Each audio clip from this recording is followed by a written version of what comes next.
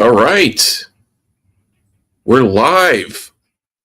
Welcome back to Sloppy Sunday, my weekly complaining rant stream where I complain about stuff and update everyone on my unsuccessful career in stand-up comedy. And anyways, my name is Chris. Thank you for tuning back in. And I also would like to point out that I created an email address for people to send me ideas for things that you would like me to complain about. Right down there, professional.complainer.rant@gmail. Go ahead, send me anything you can think of. Send it to me, and I can guarantee that I can complain about it. And one thing that I would like to complain about is Gmail, their email naming system. I think I probably tried like 23 times to get an email that was verbose and you could understand what it was. I'd imagine that by this point now in the over the lifespan of Gmail, that every imaginable combination of words has already been used to create an email address. And so this is what I had to come up with, this long, wordy email address to get something that wasn't just like a word and then a string of numbers. It's a little crazy, but yeah, well, and that reminds me, there is a service out there that's really easy to get an email uh, name anything you want. It's called America Online. And yeah, you want to know how I know this is because my mother has been using AOL since the 90s and she still uses AOL to this day. Yeah, my mother is one of the probably few handfuls of people out there who still have an AOL email address. She even subscribes to their internet service. She still uses AOL, and it's mind numbing when I get an email from her and it's from an at AOL.com email address. I've tried repeatedly to move her over to something. I've tried to move her over, and this is the evolution of email services. I tried to get her to create a Hotmail uh, email account. If you remember back when Hotmail was a thing, I tried to get her to create a Yahoo email. I tried to get her to create a Gmail account. She won't budge. She's been sticking with her AOL service since the 90s. But here's one thing that's interesting. Recently, she got a new email address. And I because I sent her an email, and again, her email was the same, mom email, that had her zip code in it. Remember when there was that time when, for some odd reason, people thought that your email address had to be your name and then your zip code needed to be in your name for whatever reason? It was her name, zip code at AOL.com. But I sent her an email and she didn't reply to it. And like a week or two goes by, and I sent her a text. I'm like, why haven't you replied to my email?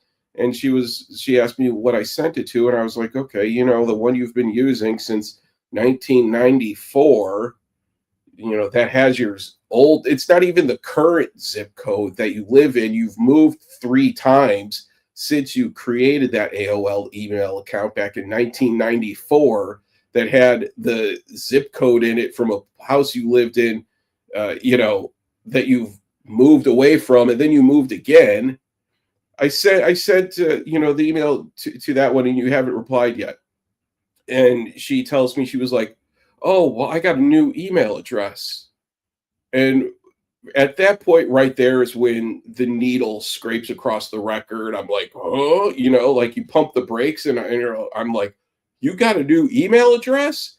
And then she tells me what her new email address. and it was a new AOL email address. Yeah. So she decided it was time that the zip code in your email wasn't necessary anymore. It was just first name, last name at AOL.com. And she was able to create that account.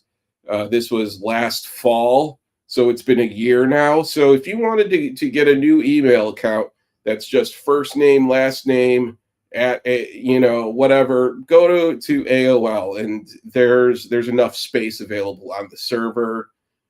Plenty of combinations of names available with America Online. So yeah, that was my my sort of, I'm obligated to have one mom rant every week, and there's absolutely no shortage of mom rants on my channel.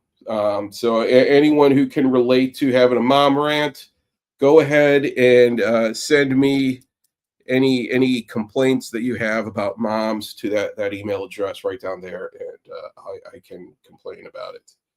Another thing I wanted to address is last week's stream.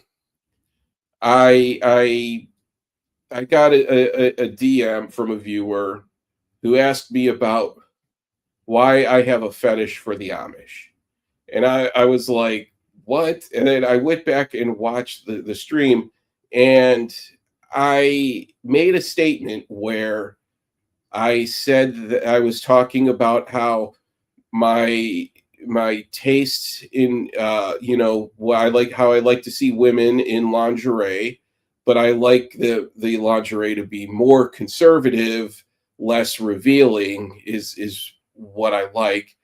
And so I'm trying to get better at not saying it. So, but then I said that, as like a metaphor, really, I said that my taste are beginning to get more Amish, is what I said. And then I just drew a comparison to like looking at like, ooh, look at those ankles and the way you churn that butter, just jokingly talking about the Amish. I just would like to let everyone know I wasn't sexualizing the Amish. I don't have an Amish fetish or anything.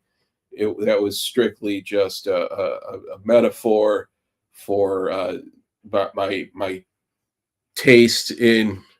Yeah, well, you need to go back and watch the stream to understand what I'm talking about, because Amish don't really come up that often.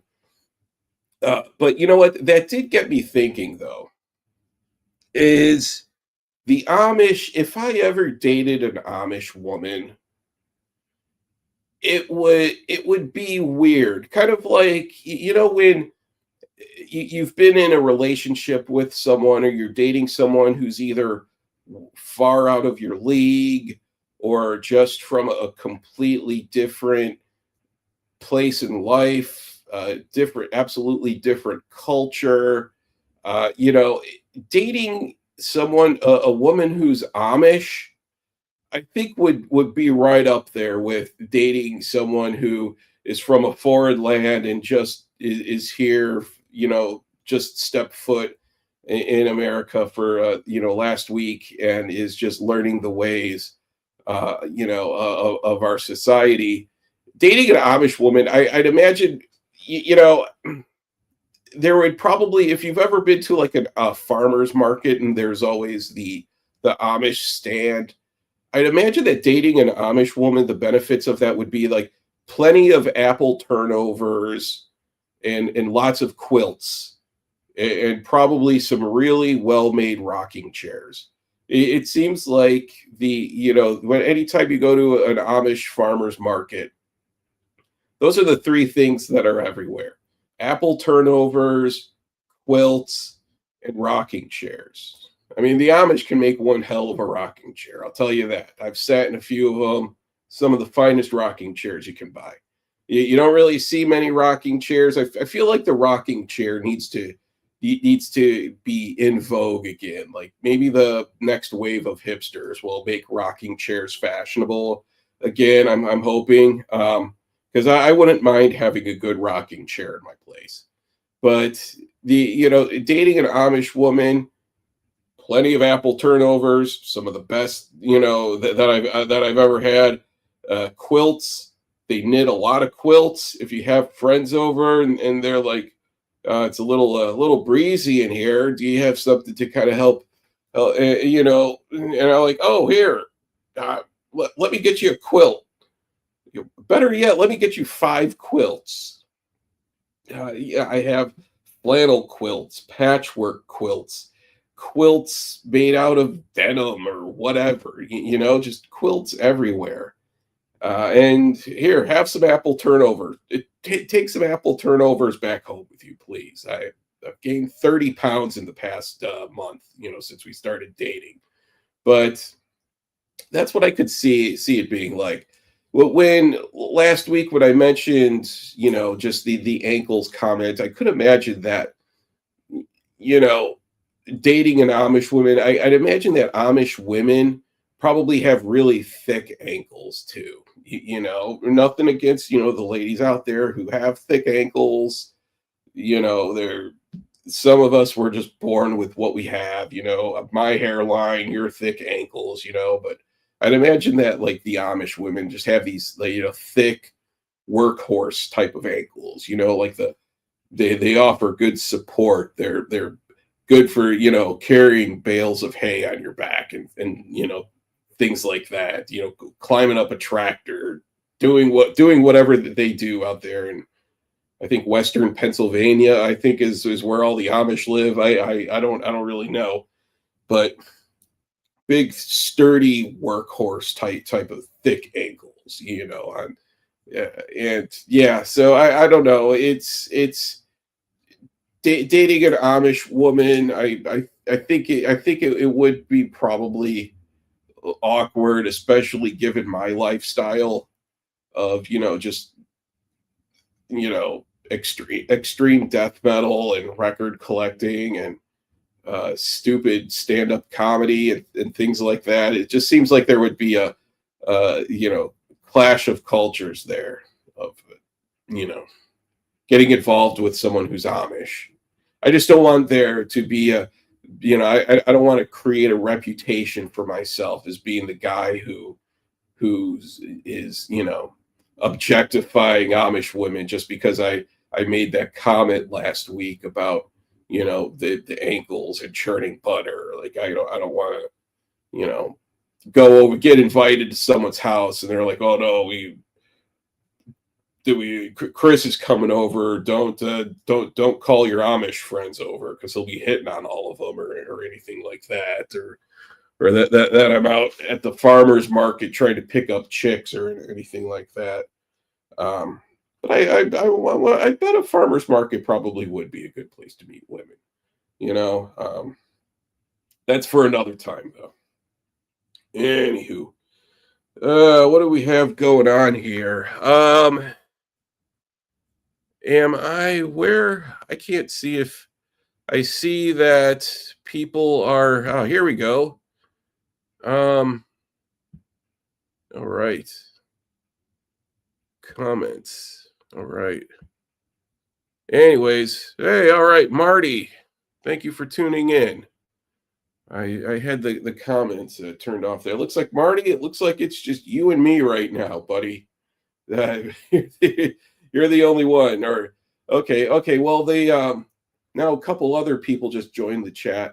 This ticker that live stream has with the number of viewers, it really makes you paranoid because you'll be talking and stuff, and you'll see the numbers go up, but then suddenly the numbers all drop off, out of nowhere. It's like, cool, a couple dozen people are watching, and then suddenly 0 people are watching. I'm like, what? Come back! Oh boy. Yeah. Hope you're. What do you say here? Hope you're well. You, me, and my laundry folding. Oh man. Yeah. Yeah, laundry. I did laundry earlier today, and yeah, there's more. I just shared a joke. A joke that I wrote a while back was that sort of the type of joke, if you remember from Saturday Night Live, um Deep Thoughts by Jack Handey, where they were like those inspirational, you know, quotes, but they were dark and twisted. And I wrote one about laundry and was that, you know, that underwear can get two uses, but turning it inside out will give you four uses per wash. Oh no, wait, I screwed that up. It was, you know, underwear, you could get two uses uh, out of underwear, but then turning it inside out gives you four uses per wash, um, under normal circumstances. So yes, and just a reminder, that's under normal circumstances. I wish I had that because it was just a meme that I made, but I'll share that at another time. Let me see here.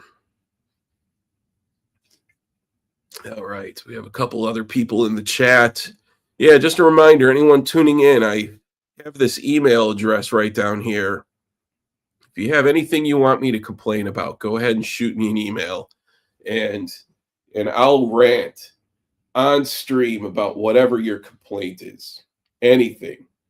Well, anything with an asterisk beside it, okay? All right. So let's keep it classy. Anyway, where are we at? Okay, so Halloween. Tonight's show is Halloween just isn't like what it used to be. And Halloween was Friday. I remember a time when Halloween was something that you looked forward to. It seems like nowadays Halloween is just becoming an inconvenience for all the young people, the kids. They don't appreciate Halloween like we did. You know, when my buddies and I, you know, when we were kids, Halloween was something where, you know, you had the neighborhood marked out. You knew the homes that gave out the good candy. You know, there was always a home where I remember there was a home where a guy who lived there worked at a candy factory and would give us full size candy bars, not the fun size candy bar. And I don't know why they call the little candy bars fun size. Like there's nothing fun about just having a tiny version of a candy bar. Fun size would be a super large version of the candy bar, not just a tiny little, you know, they should call it the cheapo size, or you know, like why can't you just spend, you know, a couple extra dollars and give us the regular size candy bar, at least something like that. There's nothing fun about just having a tiny little version of a candy bar. Fun size would be a super large version of the candy bar. But you know, it's Halloween. You specked out the neighborhood. You knew the good homes to go to. You knew the home where the guy worked at the candy factory. But then you also knew the home of, you know, the people who thought a penny was a good substitute for candy. We all, you know, there was always that house in the neighborhood. It's almost like it was a prerequisite for that person to even live in the neighborhood, is that they need to be the house where they just give you a penny. And then there's always the house too where they have the lights turned off, and then they have a sign hanging door on the door about how, you know, Halloween is the devil's holiday, and you know, blah blah blah, and Satan and all of that. Like, I mean, we're just coming to your house for some Snickers bars. Like really, this isn't about, you know, drawing pentagrams and blood with candles and sacrificing virgins or anything. You just, you know, give us some Snickers bars and we'll be on our way. But nowadays, it's not like that. You know, our costumes, when we were young, our costumes were, you put effort into putting your costume together. It's, you know, you needed to do something different. All of these costumes nowadays that the kids are wearing, it's just something you go to Target, you just buy it, and then you just wear it, and then it goes in the trash. Nothing original, nothing unique. It just whatever whatever character is SpongeBob or whoever, whatever's popular at the time. That's all that you see the kids wear nowadays. Nothing original. And parents, there were probably more parents out supervising the trick-or-treaters than actual trick-or-treaters out trick-or-treating.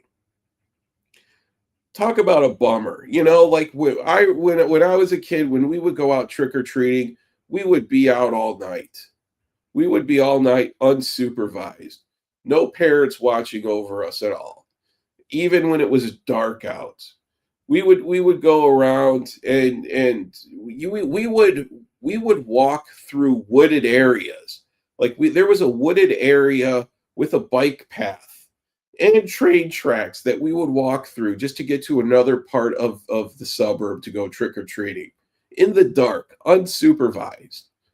It's nowadays it's like you almost find there anywhere there's a bike path or train tracks going through woods, there's almost always a dead body laying somewhere. It's just a guarantee. Like it's almost like it's part of the installation process or something. Where if you're walking through a path on the woods and there's going to be a dead body somewhere. But we were walking through. We didn't have a care in the world, not at all. But they're unsupervised. We go around and we would steal kids' candy. You go around, you'd find some nerds and steal their candy. Nowadays, if you do that, you're going to end up on a list somewhere. Your name will be smeared all over the internet. Your life will be ruined just for going out and stealing some kids' candy. But yeah, and the costumes though, I will say that one area where costumes have improved are the older crowds at the bars where the maybe some college bars, something like that, where the 20 somethings are hanging out, and they're the ladies who go as something sexy, like I'm a sexy nurse, or I'm a sexy flight attendant, or I'm a sexy axe murderer, something like that. Those costumes, they're all right. I don't mind those costumes at all. They're pretty good. Yeah, all right. But I do like those ones though. And yeah, Halloween, it's different now. And then nowadays kids all have nut allergies. They can't have anything with peanuts in it or seed oils, or it needs to be gluten free. It's bad. Back when we went trick or treating, as long as you weren't giving us pennies or preaching to us about how it's the devil's holiday or anything like that, we were happy. We were happy with whatever candy we got. We went down. Then after we would take our haul, like how nowadays how our hauls are, CDs and vinyl. Back then, our candy haul, we would just dump everything out on the floor, and we'd have their peanut butter cups and Mars bars and everything, and you'd sort them up and all of that. And the one thing about that though is I couldn't really handle all of that sugar nowadays. It's definitely all of that sugar doesn't it's not good for the glucose levels. But yeah, that's yeah. It seems like there was a time too, and I don't know if this was ever true. It seemed like there was always a hoax, but remember how someone would always find a razor in a candy bar, or a nail in a candy bar, something like that. I don't feel like anyone ever really researched that. If there was ever a proven case where yes, a razor did end up in a candy bar somewhere. I think nowadays, if I got a candy bar and there was a razor in it, I'd be like, oh wow, this is how can I capitalize off of this? Okay, let me get a lawyer on the phone here and let me see how I can make some money from this. But yeah, that's Halloween's not really It's just not like what it used to be at all. We're old and everything anymore. Yeah, yeah, I'm telling you, man. It's just, kids nowadays, they just don't appreciate things like Halloween or good music or anything. They're just caught up on, just doing dumb crap. Yeah, I don't know. It kind of reminds me though is yeah, I forgot what I was going to say. Yeah, I don't know. Anyways, it's just going back to Halloween costumes. Like I made my costumes. I made costumes of my own, and uh, yeah, I don't know. They were good. Anyways, where we at here? All right, we have a couple other people joining us. Thank you for tuning in. What else? Daylight savings time. So today's the day when we set our clocks back an hour back. Daylight savings time it's bizarre. Twice a year. Well, this is the one day out of the year where it's like for now the next week, it's awesome. You're like, yeah, you get that extra hour of sleep. Your day just feels longer. But man, when you lose an hour in the springtime, it just messes up your day. It just everything about it. Just 1 hour too. That's the thing. Just 1 hour just messes up your whole day completely. I'm not a fan of it. I think what we should do is just continually push the day back an hour. Like we shouldn't move it forward an hour. Let's just every year, just every fall, just go back another hour. So then eventually, we'll get to the point where it's it's noon at 1 o'clock in the morning or something like that. Yeah. All right. Axe murderers. I was thinking about that though. Whatever happened to axe murderers? Remember when axe murderers were the thing you feared most was an axe murderer? Like you make sure when you go to bed, lock your doors, make sure your windows are locked. You don't want to be woken up in the middle of the night by an axe murderer, hacking your family to pieces with an axe. There was a point when we were always told to worry about an axe murderer. Our parents always told us, our grandparents always told us, they were like, there could be an axe murderer out. Be careful, lock your doors. It could be an axe murderer. There's an axe murderer on the loose. Whatever happened, you don't hear about axe murderers anymore. They've disappeared completely. When was the last time there was a good story about an axe murderer? Like you can't the axe murderer. It's sure it was messy and it was blunt force, but it got the job done. Nowadays the thing you're most concerned about is a teenager with a laptop and access to your banking information. Like that's the thing that everyone is fears the most is something like that. But there was a time when an axe murderer was, that's what you were worried about the most. And they're gone. They're gone. Same thing with a guy with a chainsaw, whatever. Chainsaw murderers, another one. I feel like murderers just aren't creative anymore with the weapon of choice. It's a mass shooting or something, or but the axe, the chainsaw. Those days are gone. You're woken up in the middle of the night and there's just some deranged lunatic with this blank stare at his face just hacking your family to pieces with an axe. You don't hear about that anymore. Happened a lot in the 80s. A lot of movies about axe. I mean, axe murderers were huge at the time. How many movies were made about axe murderers? But you just don't hear about them anymore. It's kind of unfortunate. Anyways, that was just my little little rant there about Halloween and egging homes. That was a thing too back then. Do kids even egg homes anymore or TP a home?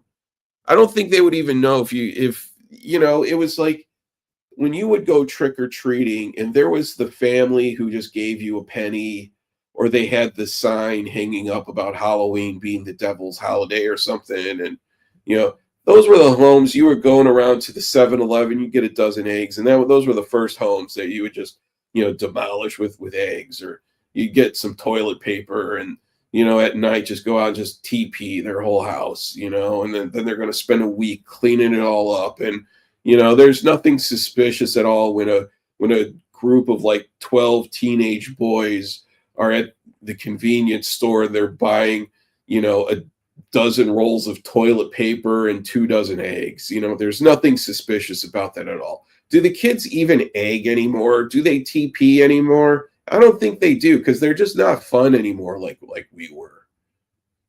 TPing was great. What a way to make a statement, just to cover the front of someone's house with eggs. And then TP the hell out of the place too. Then the person wakes up in the morning and they're like, what the hell is going on? And you're like, well, you shouldn't have given us a penny for Halloween. All the effort we put into putting our costumes on, walking around the neighborhood, and you think a penny is good enough? I don't think so. No. Yeah. I haven't seen a good egging or a good TP job in years. Yeah, I mean, I could think of a house where if I'd go out now and TP someone's house. I have a few homes in mind. I'd go out and get some eggs and some toilet paper and give that person a piece of my mind. But then if I did that, then I'd end up on a list somewhere and risk losing my job or something like that. So I can't. But yeah, those are those days. A good egging and a good TP. You don't see it anymore. It's sad. But all right, so what do I have coming up here? Yeah, anyone who's tuning in, I've been seeing the viewer count going up and down. New people are watching. I have the email address that I set up right here. If you have an idea for something that you want me to complain about, send me an email, whatever your topic is. Anything with an asterisk beside it. If I get about an email about maybe something else, I'm not going to complain about it. But yeah, send me an email with some ideas of things that you want me to complain about, and I'm happy to complain about those on a future live stream. And coming up this week, I am doing stand-up a couple nights this week, working on some material about getting old and my mother and things like that. So I'm going to try to get some video of my stand-up. That's the thing. I have a lot of audio, but no recent video. My videos are older, and I have a full head of hair. Although at the time I didn't really have a full head of hair at the time. I just thought I had a full head of hair. This is the thing. Like when your hair is falling out, when it starts back here, everyone else sees it except you. But I had hair up here, and I was like, oh, this is fine. But then I had the halo forming back here. So then I started kind of just, screw it, just shave it all off, because nothing looks worse than a man who just cannot admit that he's going bald. The man who just tries everything in his power to keep what he thinks is a full head of hair, and it's not. It's just a terrible look. You got to shave your head. You need to let it go. And yeah, so I have some stand-up material, some videos that I've taken down. I'm going to edit them down, put them back up. But I'm also going to work on getting some new stand-up videos. Lots of audio, but I don't have any videos really. And yeah, Malia's in the chat. Yeah, all right. Hello, Malia. And yeah, so have doing stand up a couple nights this week, and yeah, just working on some new material for that. What else? What else? Oh yeah, hair. Yeah, that's right. Yesterday I was on a stream with Rick, Dreadful Rick, the Dreadful Minutes, and I had a wig on. I have two actually, like, fake wigs, and even wearing something like this, there's something about it. It's I feel like I have the full head of hair, because even when I did have a full head of hair, I never had cool hair. Just the type of hair that I have, my hair was curly and thick, and you couldn't do anything with it. Like, I've never been able to, like, flip my hair or toss it, or run my hands through it, or have a girl run her hands through it and have it look cool or anything. Like, I've never had hair that just hangs in my face like that. Just, it's like I'm standing outside in the rain with the boom box over my head, looking up at her, and Your Eyes and Peter Gabriel's playing. Like, I've never had cool hair like that. And um but putting on something like this, it's I now I'm starting to understand why I'll see some guys wearing a bad toupee, but I think for them it's like, okay, it's an obvious toupee, but it just is this weird feeling of having cool hair that you've never had before. Um, Kind of like if I put on like a big, like, muscular chest and big biceps, where I look like Hans and Franz, so something like that. You kind of walk around, you're like, all right, yeah, but yeah, yeah, it's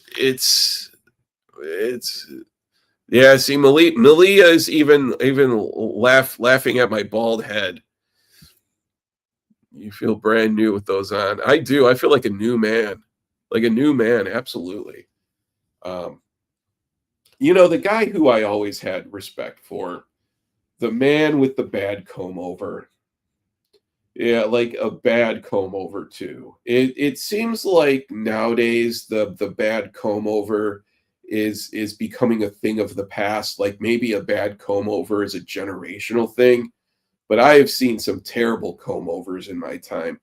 And I have even seen a comb over where, and I still remember the one time, this guy, the comb over that he had, he was using, like, some, like, his hairline was like right down here, and he had this whole part just grown out, and then he had some pins holding the hair in place on the other side of his head. And the moment it's some wind caught it, then he would have this, like, this whole, all the hair on this side of his head would just blow in the wind. You got to have some respect for that man, because that's a man who just does not care what you think. That's a man who's just wearing his hair the way he wants to, and just giving you the big middle finger. um to anyone who criticizes him for having a bad comb over.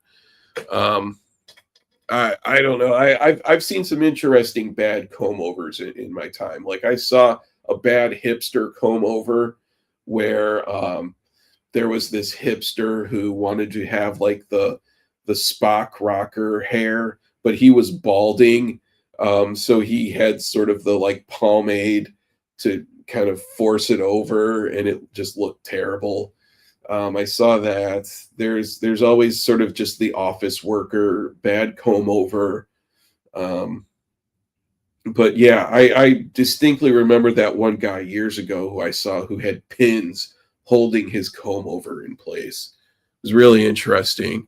I don't think I have the patience to grow a comb over, uh, but I also still kind of have some respect for myself too, and I still like to think of myself as an attractive male. Um, and yeah, sort of the bad comb over is where the man he's given up on pursuing women, and he's just settled down in his lifestyle of who he is. and he's not changing his ways for anyone. But yeah, anyways, yeah, so that's about all. We're at like 35 minutes or so. Yeah, I'm going to try to get some new stand-up videos online and a few other things, but thank you for everyone who tuned in. And go ahead, and if you haven't subscribed to my channel, please do. And also, yeah, I'll talk to everyone next week. Thanks.